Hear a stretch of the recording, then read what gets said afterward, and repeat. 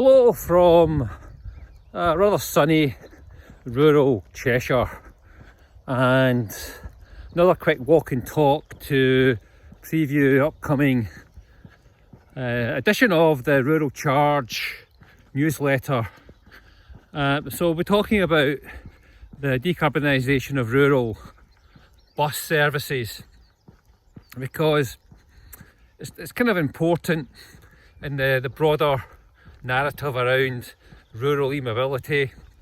It's one of those areas that sits really at the heart of the government's decarbonisation agenda, but at the same time there's some real challenges that are coming along with this transition to electric buses from a rural and also island standpoint.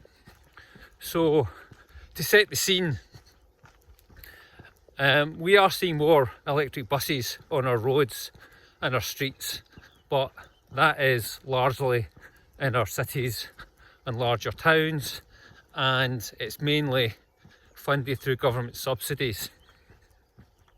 So for commercial bus operators, the reality is that it's about profitability outside of subsidy, and when you're transitioning to electric buses, the sensible thing to do is to start in our cities and our towns, and that's exactly what they're doing. What happens when we move outwards into the countryside? Well, the reality is today it's older diesel buses that are serving those routes. Sometimes it's a second life after a first in the cities and the towns. So the pathway to seeing electric buses in the countryside is one that is going to encounter a number of challenges along the way. Not insurmountable, but challenges nonetheless. And in no particular order, that includes the deployment of charging infrastructure.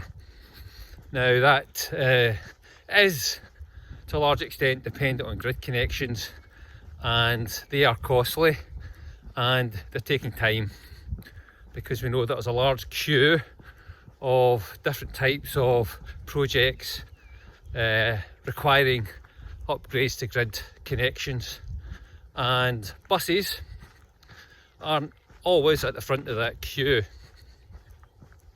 There's also reality that in our rural communities there are a lot of smaller bus operators that serve particular needs, and they quite simply do not have the budget right now or in the near term to make a transition to electric buses, which can easily be double the price of a traditional diesel bus. So that is also an impediment as well. And there is more generally a reality around where you're going to put this charging infrastructure, even if you do it quickly. So these are some of the immediate obstacles, immediate challenges, but it's not to say that we can't come up with solutions and be slightly creative along the way. One of the more obvious ones is around sharing of charging infrastructure. So by sharing, what we're really looking at is buses, heavy goods vehicles, other larger things that need rapid charging to share the infrastructure. That might be having a single charging hub where they use, and which they use, and it's kind of organised in a way where they can all make use of it at certain points during the day and during night as well. And that also means that only a single grid connection is required. Might be a larger grid connection, but nonetheless it's just a single one indeed.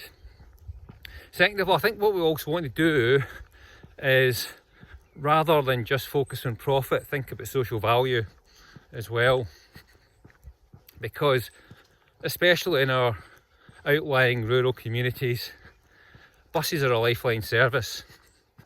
So moving forward in time, as they're electrified, we have to consider business case not just through the lens of profit, but also through what impact it has on the social cohesion in those communities. Thirdly, and we're starting to see more of this, the opportunity to repower older diesel buses. So might that also be a means of accelerating that pathway to seeing more of these e-buses in our rural community. And also, from a sort of policy standpoint, governments do have to consider how and where they can best provide the subsidies that are needed to make this transition. And the truth again is the fact that in rural areas they are going to be more needed. So, in summary, we have an opportunity and a pathway towards electrifying buses, but for our other communities, it will come with challenges. We know that in these areas, patronage, usage is declining, but at the same time, they are and still will be badly needed, and they are a way of also taking and reducing car journeys on our roads as well. So that sets the scene. A lot more discussion to come.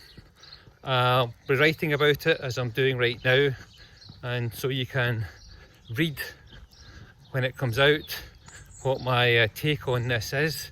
And we should of course keep this discussion going as well, because literally and metaphorically we're many miles ahead on this road towards decarbonising our rural bus services.